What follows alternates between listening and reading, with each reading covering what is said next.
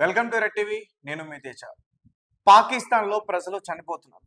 పాకిస్తాన్లో భారీ భూకంపం వచ్చిందా? పాకిస్తాన్లో వరదలు బీభత్సంగా వస్తున్నాయి. అసలేంటి? పాకిస్తాన్లో ప్రజలు దేనివల్ల చనిపోతున్నారు? ఇప్పటికే మృతుల సంఖ్య దాదాపు 116 వరకు కూడా చేరుకుంది. అయితే నిపుణులు ఏం చెప్తున్నారంటే పాకిస్తాన్లో భారీ వరదలు వస్తున్నాయి. ముఖ్యంగా పాకిస్తాన్లో కురుస్తున్న ఈ భారీ వర్షాలకు అక్కడ ఫ్లడ్స్ రావడం వల్ల అక్కడ జనాలు కొట్టుకెళ్ళిపోతున్నారంటూ కూడా చెప్తాను. రీసెంట్‌గా జూన్ 26వ తారీఖు నుంచి కూడా పాకిస్తాన్‌లో పరిస్థితి చాలా ఘోరంగా ఉంది. ముఖ్యంగా పాకిస్తాన్‌కి చాలా ఇంపార్టెంట్ అయిన ప్లేసెస్ చూసుకుంటే రావిల్పిండి కావచ్చు, గోల్ మండి కావచ్చు, కటావరియన్ కావచ్చు, ముఖ్యంగా ఇస్లామాబాద్. ఇస్లామాబాద్ అయితే చాలా డేంజర్‌లో ఉంది. మరి ముఖ్యంగా మన విజువల్స్‌లో పూర్తిగా చూడొచ్చు. మొత్తం పూర్తిగా ఇంటి పై కప్పు వరకు కూడా పూర్తిగా నీటి మట్టం పెరిగిపోయింది. అంటే అక్కడి వరకు వచ్చినాయి అంటే ఖచ్చితంగా అక్కడున్న జంతు ప్రాణులు కానీ, లేకపోతే మనుషులు గానీ పూర్తిగా వారు ఈ వరదల్లో చిక్కుకుని చాలా మంది చనిపోయే అవకాశం ఉంటుందంటూ కూడా చెప్తున్నారు.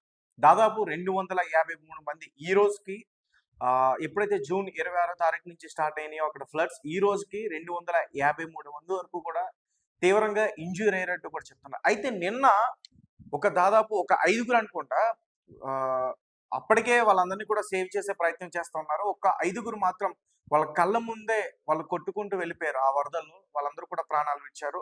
ఒక 49 మందినైతే నిన్న రక్షించామంటూ కూడా చెప్తున్నారు. దీనికి సంబంధించి Pakistan national disaster management authority NDMA వీళ్ళందరూ కూడా దీనిపైన స్పందించి పూర్తిగా ముందుగానే హెచ్చరికలు కూడా జారీ చేశారు.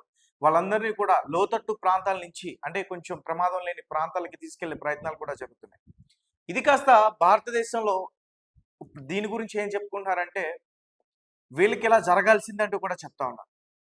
ఎందుకంటే పహల్గామ్ అటాక్ చేస్తున్నప్పుడు దాదాపు 26 మందిని వీళ్ళందరూ కూడా పట్టున పెట్టుకున్నారు. నిజానికి పాకిస్తాన్ ప్రజలు పట్టున పెట్టుకోలేదు. పాకిస్తాన్లో పెరిగిన ఉగ్రవాదులు, పాకిస్తాన్ని పెంచి పోషిస్తున్న ఉగ్రవాదులు.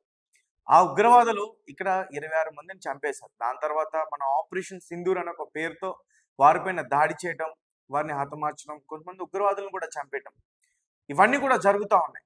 అండ్ ఇలాంటి సిచ్యువేషన్‌లోనే ఒక పక్క బలోచిస్తాన్ పాకిస్తాన్ పైన అటాక్ చేయడం, పాకిస్తాన్‌కి సంబంధించిన కొంతమంది కీలక సైనికుల్ని వాళ్ళందరిని కూడా హతమార్చి హత్య చేయడం ఇవన్నీ కూడా జరుగుతున్నాయి.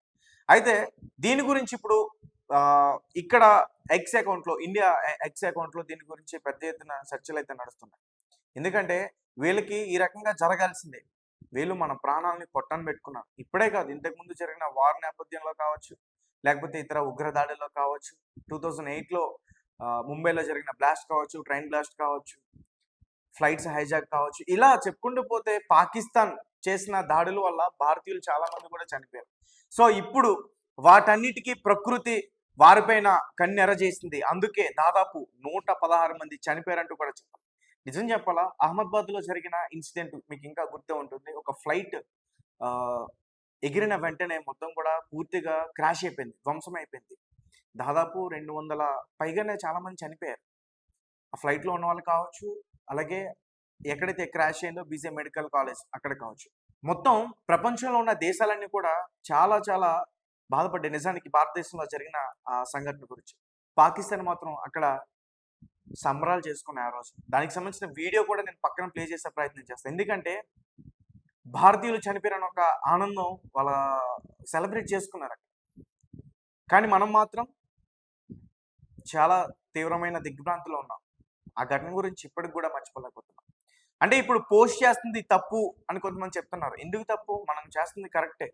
ఎందుకంటే ముళ్ళుని ముళ్ళుతోనే తీయాలని చెప్తా ఉన్నాం.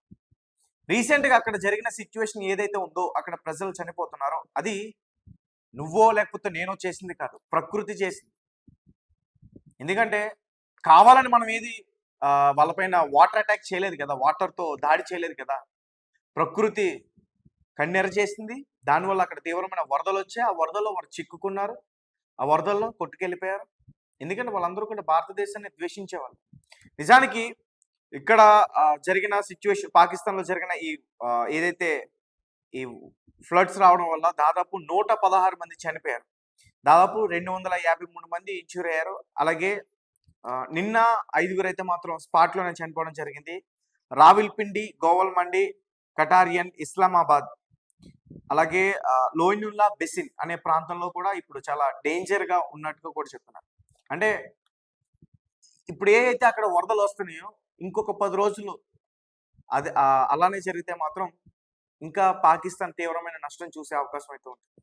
దీనిపైన మీ అభిప్రాయం ఏంటి? మీ విలువైన కామెంట్‌ని మాకు ఖచ్చితంగా తెలియపరచండి. Thank you for watching. Thank you so much.